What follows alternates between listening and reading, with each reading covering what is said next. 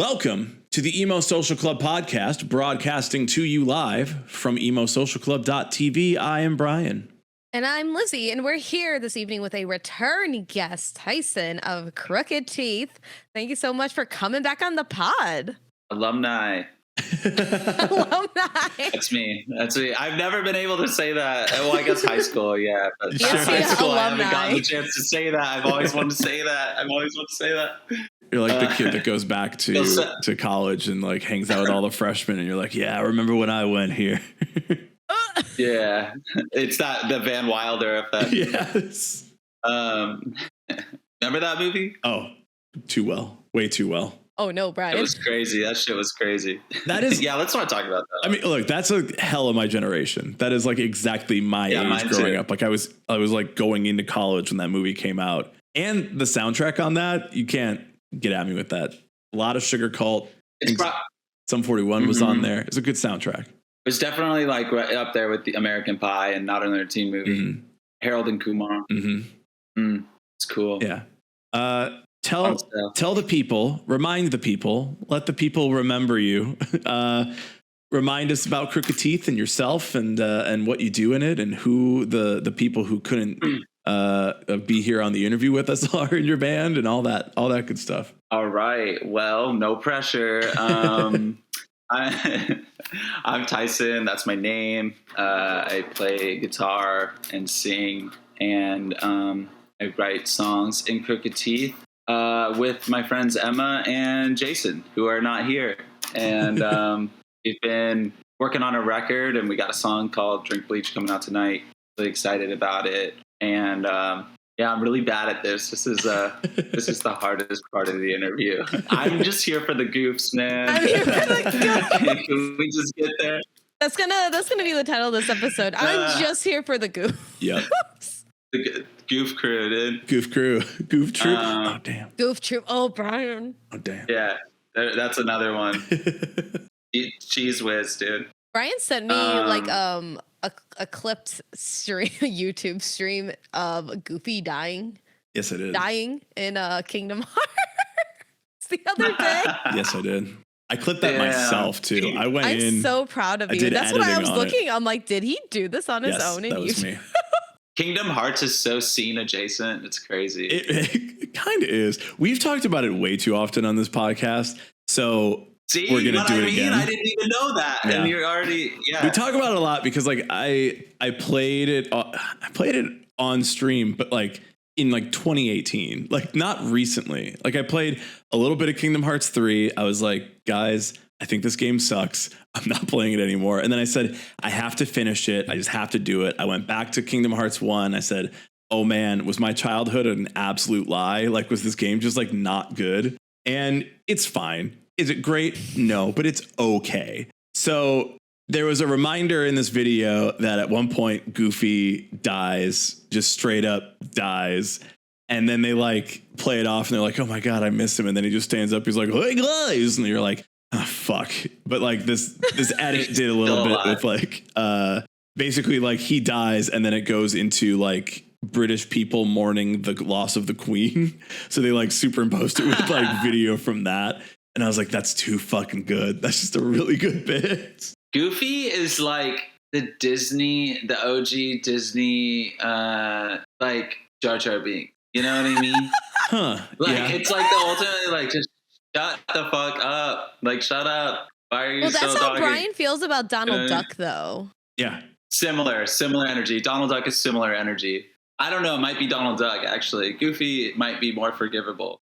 He does have a kid. Okay. Well, wow. Yeah, okay. He is a dad. I mean, yeah. You have to weaponize your kid for good at some point. Now, keep in mind that there's like hey, that's what God did. That's what God yes. Well, I have given my only son to die for world sins. Oh man, is that how we get canceled? Actually, no, it's okay. It's historical. It's fine. That's not. Yeah, this is the Disney story. No one can.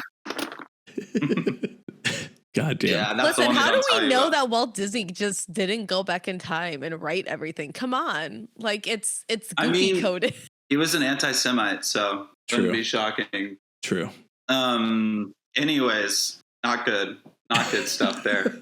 No more Walt Disney. He needs no more attention. I mean, yeah, they don't have enough money over there at Disney. Anyway, you gotta. I know you said we can't talk too much about the new song, but it feels like a natural transition. No. Let's just talk about the song. Let's talk about the new song. That's crazy. Look at that. Let's just talk about it. You know, drink Bleach. It's crazy. We're bringing it back. What we would have told some people. Yeah. We're bringing it back from Goofy dying. We're bringing it back from our conversation about Walt Disney. Let's just get into your music. Anyway, drink Bleach. Yeah. It's what Brian wants to say to Donald Duck whenever he's on screen. Yeah. So why is this the title name? And tell us more about it. Man, I remember like the night it was Emma and I. So Emma lives in LA. I live in San Francisco. But throughout like the duration of writing this record since probably like November, a lot of it has, like any other band, this is not super original or unique, but it's existed between like a lot of voice memos back and forth, and Emma will record a demo and send it over to me, or like we'll just FaceTime and just be hanging out and drinking beer over FaceTime, and she'll be like, isn't this cool? And she just had the line, I'd rather drink bleach than be your friend. And then I don't know why it came like this. I felt some conviction, but I was like, okay, Emma, hear me out. Like, if you don't feel comfortable singing this, it's totally cool, but it'd maybe be more appropriate for you to take ownership over this word than, me, a cis man. But I was like, I was like, what if it said, I'd rather be a bitch than play pretend? Just this, like, I'd rather be a bitch, like, not so much like you're self-proclaimed, but it's just kind of like taking a look at like, and ultimately for Emma, not to speak too much on her behalf, but the subject matter ended up just kind of being based around, which it's kind of interesting because I guess it's not like all of that gender specific in this way, but like both of our moms always used to do this thing where they'd like, and I didn't know this until we started talking about the song lyrics and how we were unpacking this, but like we kind of have this like uncomfortable, I guess I'd call it a trauma of like people just being like, why don't you smile more? Like, what's wrong with you? Or like, whatever. And I think for Emma, like specifically, she's said this a few times, but like this kind of like almost like resting bitch face thing where people just think you're fucking mad at the world. But like, I kind of get it too, in a different sense. And like, that's actually not the case. But I got so sick, my mom would just like harass me about it all the time. Like, why aren't you smiling? And it didn't help that I liked, emo music and things, really polarizing music for her. But we just got on this topic of like, just kind of not owing anyone anything. And this thought of like, there was also like growing, I could speak specifically for me and the topic of the song, because we did end up like writing the lyrics together on it. I think it holds a much more powerful place for Emma in the subject of like feminism. But for me, it was a lot of like not on the contrary, but like I was kind of the kid that would get like bullied by my like more masculine friends growing up, like for liking certain bands or, maybe just not being like, I was not a jock. I was not really like, I was definitely not super masculine presenting growing up.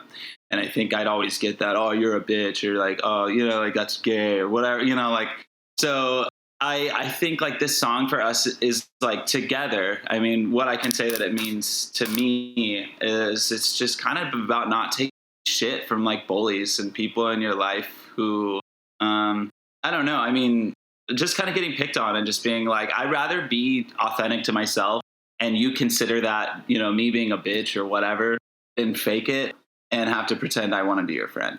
You know what I mean?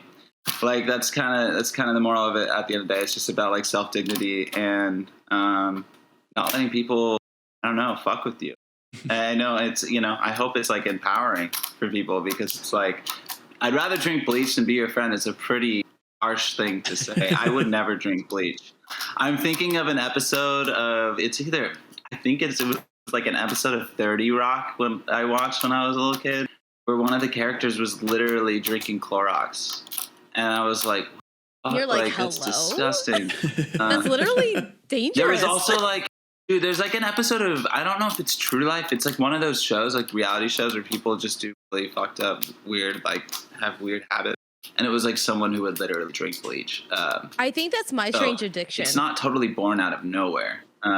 Yeah, it's My Strange Addiction. That's what it is. Yeah, because I was thinking crazy. about that. One of them's also like, mac and cheese, which those two are totally opposite. Oh yeah, it's like I only eat mac and cheese. I drink bleach. Okay, now listen. I only eat mac and cheese, and it's only Velveeta, which is disgusting. It's like at least pick crap. Right, or Annie's mac. I don't know if Annie's mac and cheese was around back then, but I'm like something else. Not for this person. I remember watching that. I was like, how are you like alive? Because like there's no nutrition in it. And like they were like trying to sneak food into like this 20-something-year-old man's food. And he's like, I know that there's like vegetables in here. And I'm like, ew. Yeah. Well, anyway, someone on there liked drinking bleach. So this song is actually for them. Wherever they are, we wrote their anthem. An audience of one for this song. Assuming that they're in a stable, healthy condition right now, the song is for you. Hopefully all that bleach has not impacted your hearing. well, listen, that hard to say. It's really hard to say. Yeah. But the song, love this song though. I think like in terms of musically, when Emma sent me the riff originally, like the intro to it, I for some reason thought, obviously, but it was like this kind of reminded me of like Pretty Handsome Awkward, and also like a song on their last record called Blow Me. And I was like, oh man, this song has to be intense. You know what I mean? Like this, it just needed, I don't know. I think the message and the lyrics needed to match the energy. And that's one thing I really like. I mean, but there's also like in the bridge, like there's a little guitar part that reminds me of like the 1975, which is such a weird spot to be in this song. There's, obviously nods to Blink. I think it's just like, this one's a really cool one because released 2 singles this year. One of them, Landside, is maybe a little more on the pop punk thing, on that side of thing. And Loser was much more this kind of like sort of a new metal energy.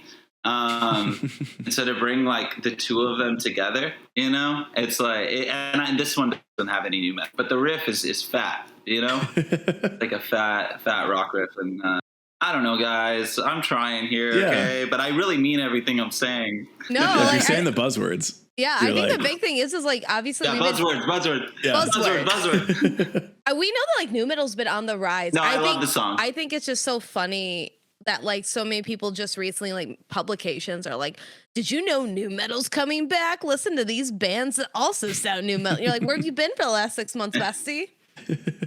Yeah, it's like Static X. Yeah. God. Yeah. Oh, that festival's good. Anyways, let's not get on a tangent, you guys. We're here to talk about us, okay? Yeah. So no more new metal. What's your favorite? I mean, what's your favorite new metal band? No, that's not about you. When are you gonna drop the new metal banger that gets on Sirius XM's Octave? Yeah, it's a good question. Specifically new metal, I don't know. Okay. Think about it. How much more time we have in this interview? By the end of it, I'll come back to that question. We're willing to stay on the interview until you answer it. So yeah, could be. Like, why don't you just call? Just an awkward silence for another 30 minutes. Just call their PD up and say, "Drop this right." Ring, ring. We got to drop the single. When we first talked, and you can correct me if I'm wrong here, but you were the one who was mainly writing for Crooked Teeth. And so now it sounds like you've got like your 3 core people in the band with you now. And so it sounds like you're also writing with like those 2 as well. So how has like that process changed from like writing as a solo person and then writing with these 2 new members you got? That's actually a great question. I think writing by myself was like, I think like that just comes naturally. Like I wasn't ever really worried about there being like other writers in the project. Ever since like I had started it in 2017 or so, I was always the writer anyways. I was fine with that, and not in like in some arrogant way. Just that's what I did. That's what I do.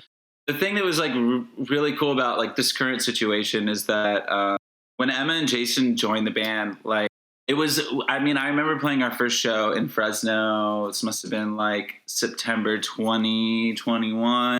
We must have played to like 50 people, and we were just driving back to LA, and Jason had flown all the way, you know, from DC for this show.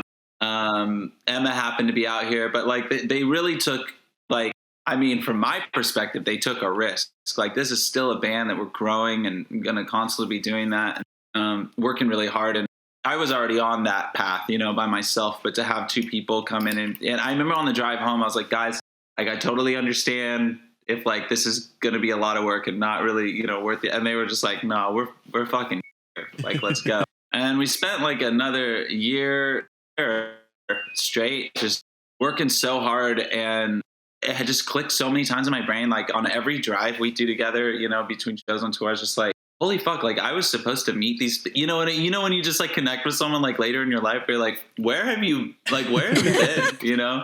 And we just like, I think like like I said, like on every drive we were doing, the records we were playing, like, you know, the songs like Emma would be playing, the Jason would be playing, the I would be playing, we would be like, dude, like we were just meant to meet, and we were meant to be together. And I think as far as like how it impacts writing, like, I was just excited.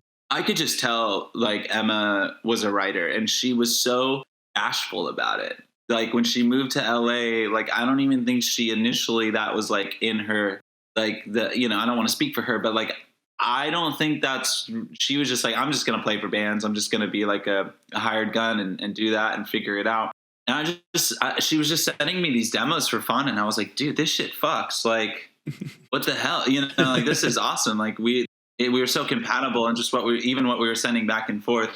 And it just, there wasn't much hesitation. Like, there hasn't been much hesitation in just being vulnerable and sharing what, you know, we're doing with each other. Jason is the thing about Jason too is like, he's such a, first of all, he's hilarious. He's one of the sweetest people I know. But he is also such a humble and incredible drummer. And it's really fun tricks and shit. And I think people think like that's like a cocky thing, but when you meet him, he's like the most humble dude. But then when he goes to record, like, every single person like that's been a part of this record in mixing and engineering is like, where the fuck where did he come from? Like, this guy is insane. Like, every person we shared this, like, the feedback on the drums has been, and that's always been a goal of mine with this project and just with playing music. Like, I want to write music with people who complement like what I'm thinking, you know, in my head. And Jason and I are huge Blink fans. Like, but we're beyond that. Jason also, he's into so many other like just interesting rhythmic artists that it comes to the table in the studio. And the thing is like, we don't record in the same studio. So he came out to California for like a week and a half while we, like, Emma and I wrote the songs with one of the producers, and then Jason would go back. You know, he'd have an idea of what we did with these like programmed drums, but he'd go back and he'd just surprise us to where we'd be like, what the fuck? Like, that was the most exciting part of the process, was like hearing what he was going to do. So I you know, talk highly of Emma pretty often when we talk about songwriting, because, you know, we do the bulk of the guitar and the lyrics and melody. But having Jason in the band, and like, especially in 2023, like, I think a lot of rock music, like, there's been this almost like an inadvertent like diluting of drums, like of real drums in music, where it's just been more cost efficient and time efficient and whatnot to not really include like an actual drummer in the recording process. And I mean, speaking for Crooked Teeth, it was like that for many releases, because it was just convenient to work with an engineer, someone who's really good at that, at replicating that. And a lot of them are, and a lot of artists do that, and that's fine. But to be able to work with a drummer who is like going above and beyond to bring that to the table, like, that's been a really special part of this process that I haven't really talked about much in like interviews and stuff. But I would say overall, it's just positively impacted the writing process. I mean, we're now sitting on songs between Emma and I writing music and melody, to where I just think we're kind of at this point some kind of like cocky way, but like I think we're just kind of stoppable now. Like we're not going to stop writing songs, and there's going to be twice the amount of songs now, which is crazy. And it's also so special to also have Emma as a vocalist, because I think there's a really neat thing that's coming to the table in terms of like the vocal dynamic, and having both of us sing on the same song, having, you know, one of us will take lead on another one, and still complimenting each other and just doing things very intentionally. And, you know, there's been a lot of songs too. I will say that, like, you know, we put out a song that has Maggie from Glimmers on it. We have a song with our friend Celeste Talker, quite a few other ones like that are coming as well with women on it, to where like, that was the thing when the new inception of this band came out of COVID. I was like, I can't fake that. I don't want to just put like a track on every night of some, you know, whoever that feature person, and that needs to be an element. And that's also just something that I think need to represent and kind of foster here. And so Emma is just like, just seeing her like come into her as a vocalist and as a songwriter, it's just been really cool to watch all three of us go together. It's been like one of the highlights of my whole life, honestly. Yeah, it's only been a positive impact.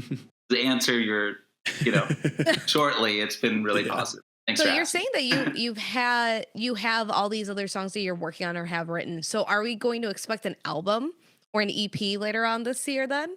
I mean, there's definitely over a full length's worth of songs right now. I think we're still independent, so we, in full vulnerability and transparency, like we've just been trying to figure out how to navigate the way the music industry is working right now in terms of like how people are digesting singles versus albums. I think for a band like us, it makes sense to just like, you know, we're on this kind of like every 6 to 8 weeks, you're going to get a new song from us. That's guaranteed. That's never going to change. As far as how a whole collective piece comes together as a release, like we are still working really hard to try to figure that out. But to answer your question without going on a tangent, like there are like multiple for an album. Yeah, but I can't really say how we're gonna deliver this at the moment. We've just been doing it song by song and gratifying. Yeah, that's that.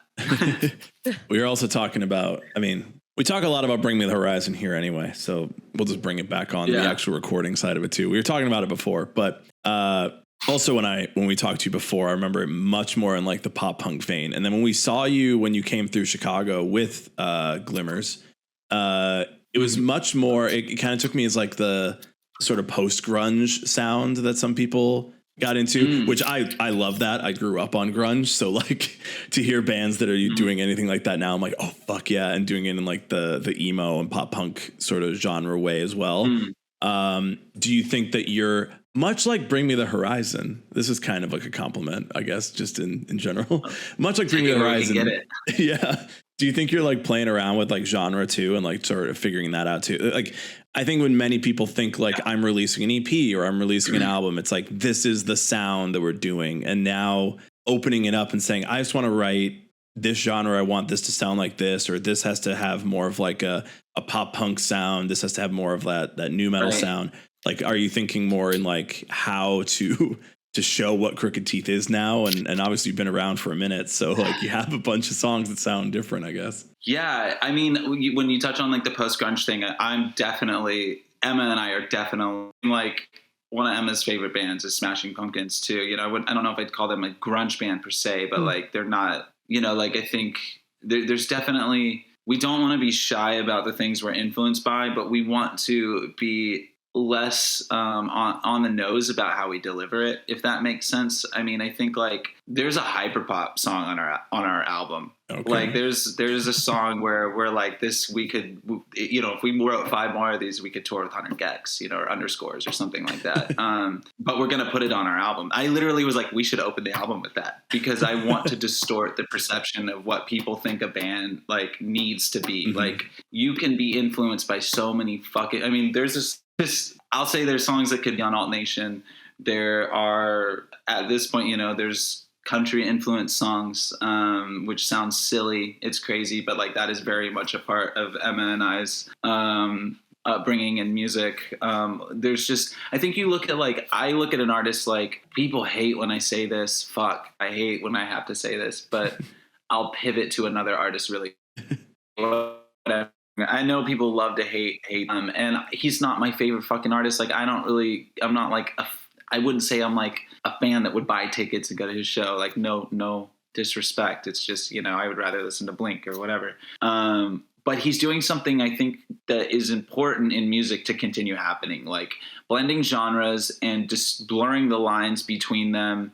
And like forcing listeners, like even ones that might not deepen their knowledge of music or like be super explorative in genres, like forcing people to like have to hear different elements of different music in one song or across one record, I think is really important for like music to just keep laterally like growing, in culture. And there's an artist we really like right now across the board in our band called Hardy.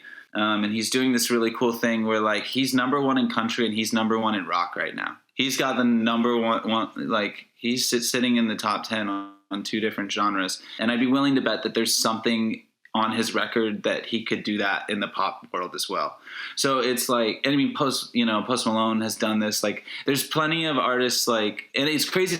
And, and someone I referenced Bring Me the Horizon. I was like, well, Bring Me the Horizon can have a song that could be on a few different, like they could at least be on alternative rock and hard rock top charts. And no one really blinks an eye at it because they've been a band that's been around forever, right? But it's like the thing we keep hearing from, people behind the scenes sometimes when we share the album is like, pick a lane. And we're like, no, like that's fucking dumb. Like I would rather start right now where we're like 5 or 6 years into this band existing, forcing people to understand that like there's not going to just be one type of Crooked Teeth song, than getting 10 years down the line, 15 years down the line when people have gotten really comfy in this one sound that we do, and then they're polarized when we go to do something that doesn't quite sound like it, and that was kind of like, that's why I was like half jokingly to Emma, I was like, let's put the hyperpop song first song on the album. No one is going to expect, people are going to be like, wait, what the fuck just happened? And then it's going to go into, a pop punk song or a heavier kind of song. So it's like, I love that. That is one of my favorite things in music is when people blur genre lines. I think, my favorite pop punk bands and emo bands have been doing that. I mean, Fall Out Boy's been doing that. Blink-182 has been doing that. Like plenty of artists have been blurring that line for a while. Those are just a couple that are obviously close to home, but like, I think people should continue to do that. People should never be scared to just write whatever the fucking song you want, doesn't matter. So that's how we feel about it. I think I could speak for all three of us in the band in saying that. No one's going to get mad at me. No one's going to quit. I think that's like such like a true thing though, because you see that coming out more, especially with like the music industry culture with like revolving around TikTok and everyone wanting like, oh, I heard this one song by this one artist. Oh, but they had another song sounds completely different that went viral, but I like that too. I think it's good to kind of like, I don't want to say move the goalpost, but move around the field a little bit with it. Because if anything, that's like a true like marksmanship of talent too. If you can say, oh, I can go from pop punk, I can go to like alternative, I can go to like country, I can do active rock, which kind of sometimes falls into like butt rock a lot of times, and we're seeing a revival of that, which is great because I love that. But you see all these different like ways of like where it melds together, and it makes sense because if anything, we see artists like go through so many different eras and phases of their own career if they do stick along long enough.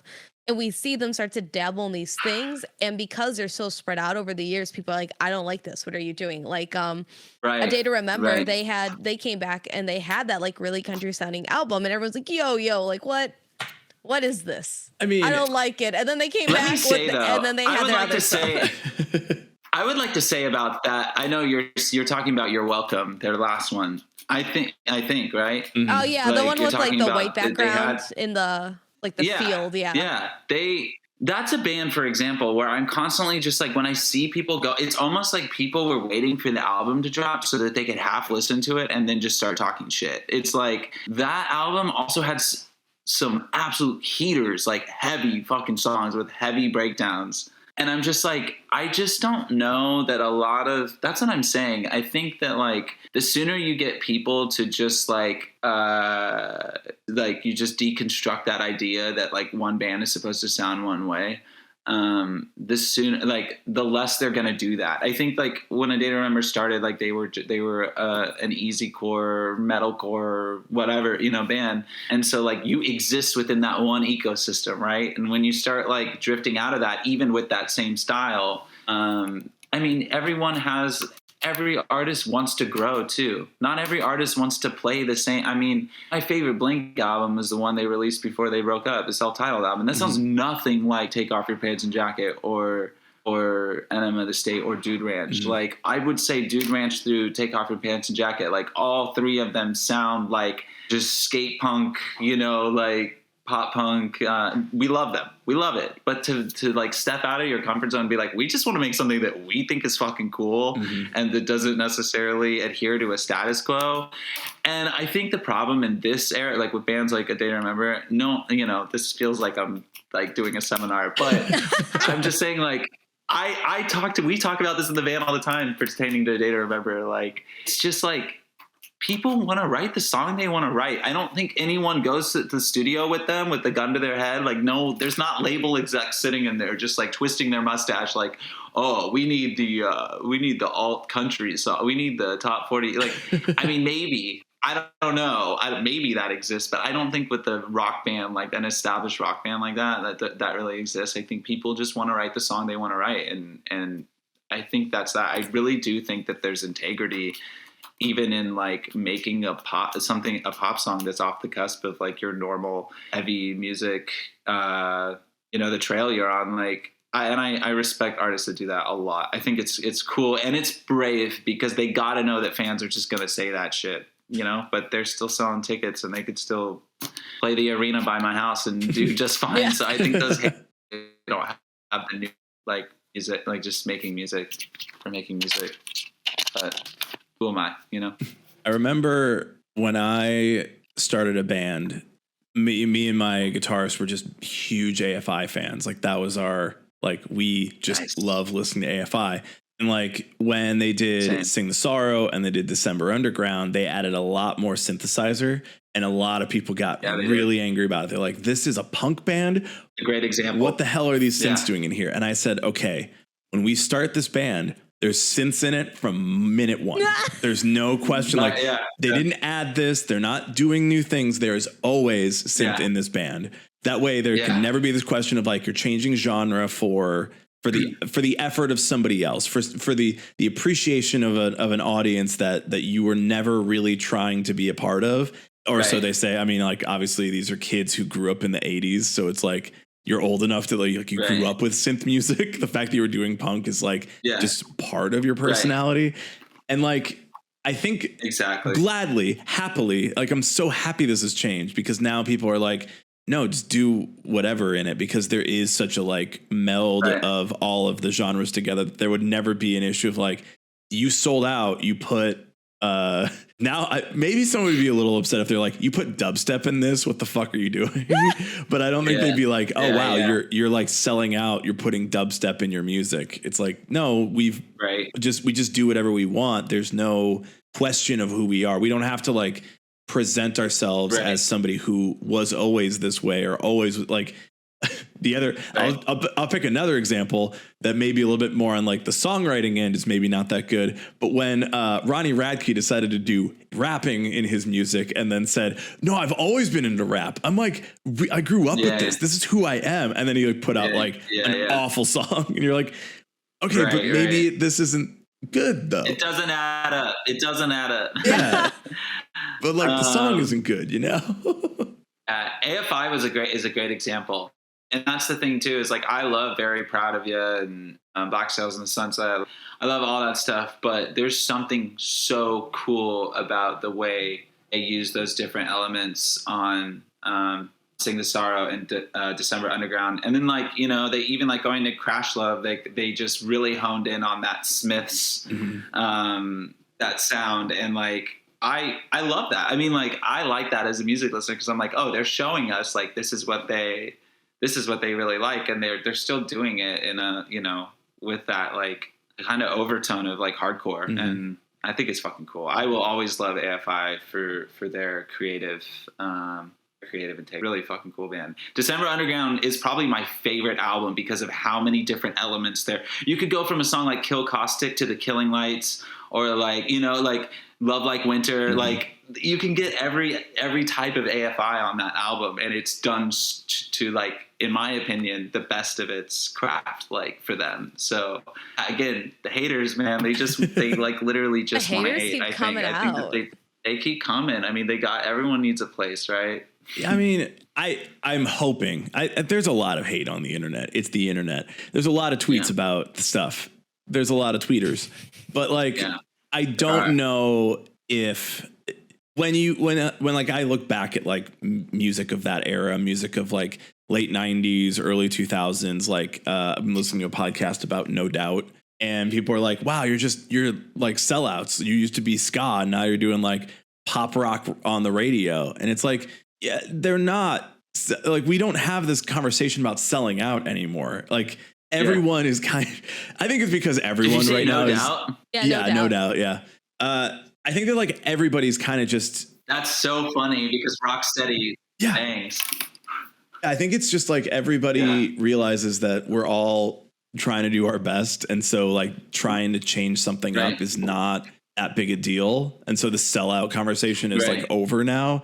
There's other things that people are mad about, but at least they're not like, man, I can't believe like they sold out and they did Rocksteady and Hella Good and all that. It's like, the songs kind of slap, man. Like, yeah, they do slap. Honestly, my favorite thing is like voting it. Like, I swear, Hella Good is like whenever like the festivals we played last year, every single festival we played, the front of house, like when in the morning they were using Hella Good for like testing the bass because it goes that hard. Like it's such a bass heavy song. Like it's so sick. I remember getting Bleed American and Rocksteady for my 11th birthday. And I also got a Razor scooter.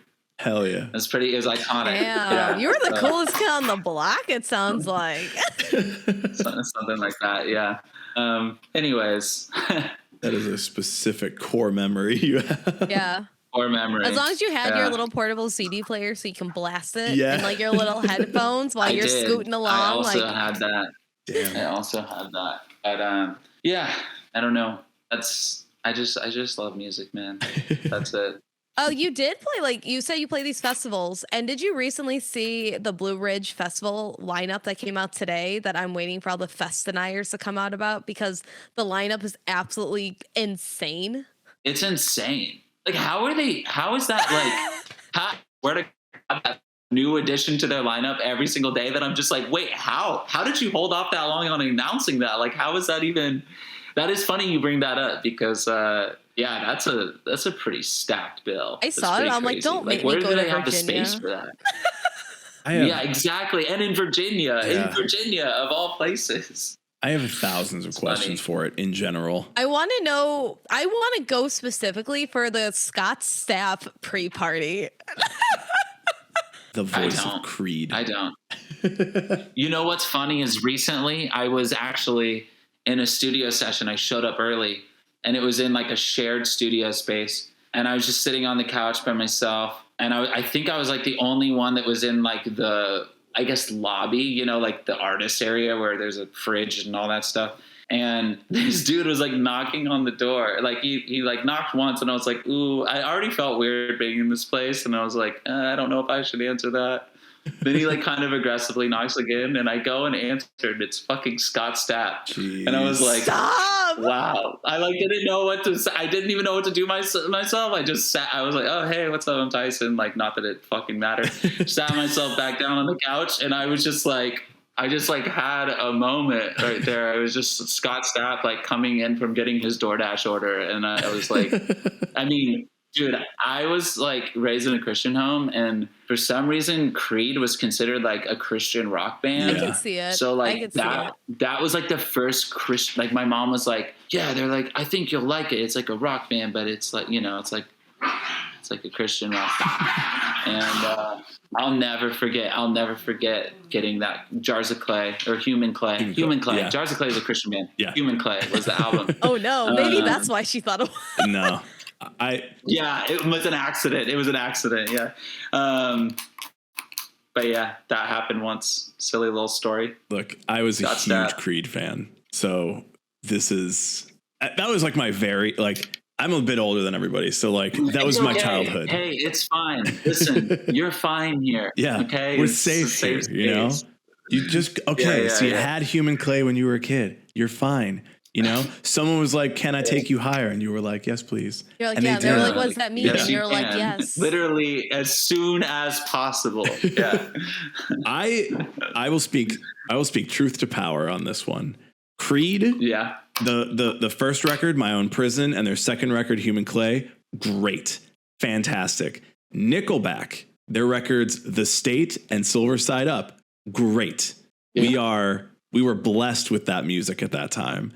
You have no reason to talk shit about it now. Like we are denying actual facts of history to say those are not good records. It's true. I also think it kind of goes back to our original conversation about like in that era, because your only real access to like music like was the radio, MTV, or, you know, I guess we started to like get LimeWire and iTunes at some point. But like, I think it was because of how overplayed things were. I think people automatically associate, like songs became so rooted in people's subconscious and conscious, I guess subconscious is better to say, but like they became so rooted in people's brain that they started hating things. Like they just associated it with it being stupid. And I think that's why people just wouldn't allow themselves to like things that we all knew were cool, like Creed and Nickelback and Limp Bizkit too. You know, don't forget Limp Bizkit. But they're having a return. They are having a resurgence in coolness. I think it's crazy that Kenny Hoopla's opening for Limp Bizkit on the UK tour. I was so like, sick. Yo, my boy. Fire. Fire. Yeah, it's pretty cool. Pretty cool. Aren't we trying to get you to open for Kenny Hoopla? Yeah. You know, it's so crazy. Wouldn't that be so crazy if that happened? That'd be really neat. That'd be really crazy, guys. Oh, that'd be so crazy if that happened. I wonder if that could ever happen. Yeah. Anyways, yeah, I love Kenny Hoopla. He's a fave for sure. I think our collective like favorite couple of shows that we ever played. Like he's just such a sweet dude. And there's something about his show that is so, there's this chaos to it that like, it's so, you know, I think he kind of like, because he was doing record with Travis at the same time, it got kind of maybe lumped into that Machine Gun Kelly world, but like that fool is so punk rock, like, and he's such a sweet person. Like that's like, it's kind of our dream tour on like many levels, not even just so much that we think his music's cool and that it would be cool for us to, you know, to go open a tour like that. But like, he was just one of the most genuine artists we've met and had the like pleasure of just like being invited to play with. And like, so that's what we really enjoy when we're on tour and we get to play with other artists, is just people who are sweet and genuine. And so we talk about that with Kenny Hoopla all the time because it's true. And he is really cool. And I'm so excited to see what he does with his career too. The nuts are coming back there in my throat. Oh my God. Sorry. The attack of the nuts. Return of the nut. Ryan's dying right now. Sorry.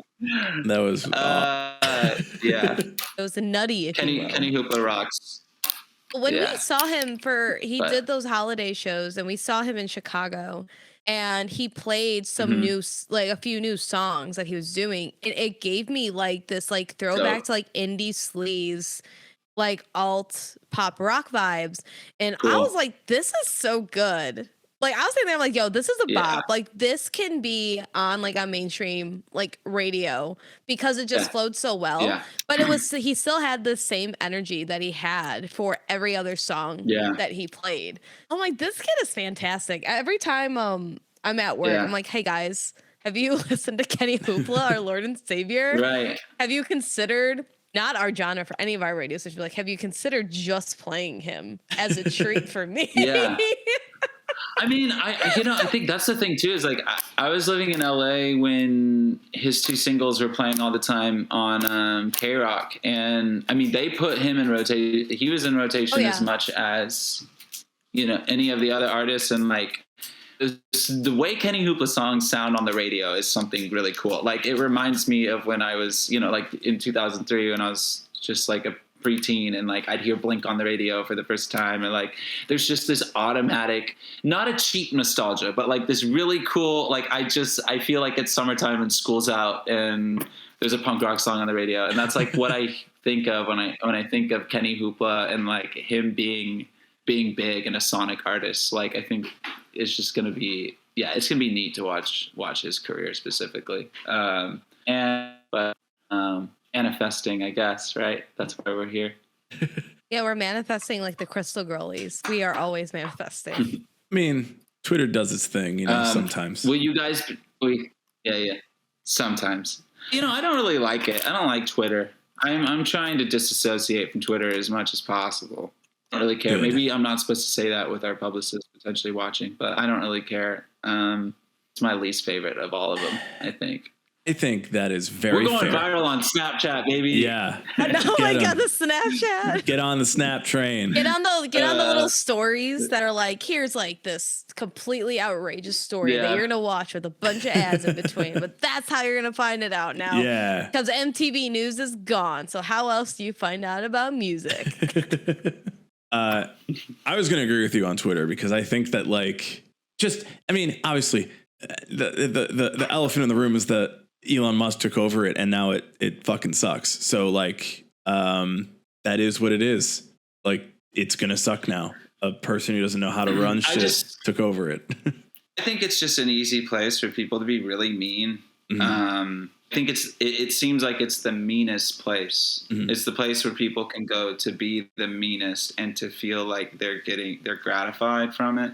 I don't mean to get all negative, but like sometimes I go on there and I'm just like, dude, people need to seriously go touch grass. Like literally go talk to somebody, like go for a walk, go pet a dog, like go actually like while you're doing that, find a therapist because like it's way better than Twitter. I swear, like literally get help. So I don't really like to go on there because it's just, and that, that's on every social media site, I guess, to some capacity. But something about Twitter, it just seems like there's more of a sting to it, and more intent to be that way. So that's my thoughts on it, and I wouldn't mind if it just stopped. So, I definitely think that I don't think it's negative to say that you don't want to be part of a negative experience on a website for sure. Because it is just overall, it promotes and it benefits from negativity from people that you have no idea who they are or why they're saying the thing they're saying. Right.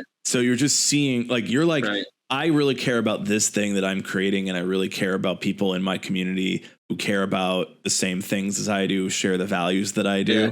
Why am I seeing this random person say the most unhinged thing about trans people for no fucking reason? And it's like, I just really wanted to share in the joys of my life, man. So I'm anti-Twitter over here. Yeah. Whatever. That's fine. It doesn't matter all that much. I have to use it Don't for want to work. give too much power to the site. No, Lizzie's lying. Lizzie is making an excuse. For work. No, Lizzie's making up an excuse. I had to put out a tweet so I could try to get sources for a story I'm working on, and it got me what I needed to get. Yeah. So there's that. So it filled your inbox with negativity. About the negativity of Malort. That's specific to you. Mm-hmm. That's regional, okay? That's we're doing a news story for my main work about Malort, and it's 90th year. And that's my job, and it's fun sometimes. 90 years of Malort. Yeah. Yeah. It tastes like it's 90 years old. Yes, it does. Speaking of Malort, June 16th, we're playing at Beat Kitchen. What the heck are you guys doing? Oh, my God. Probably be there. Yeah, probably be there. I mean, if you don't have anything else, if Nickelback or Creed aren't in town that night and you want to come. They might. Damn, Nickelback and Creed. So we're doing a small rock show. I'm going to be real. Yeah. They might be. Nickelback might be playing that night, but I'll have to double check. That's funny. Well, you're going to Wisconsin for that one. So no, I'm going to Tinley. You're going to Tinley? Yeah. Okay. So I got to check my dates. I got to check my calendar. So nothing's written in book. I have my Listen, Chandler. I can write it down. There's two of us for a reason in this podcast because we can split up. That's true. One of us will be there. The obligatory emo social will be there. But we are almost at an hour, so I do want to give you that chance to. Obviously, that's promoting directly to Lizzie and I.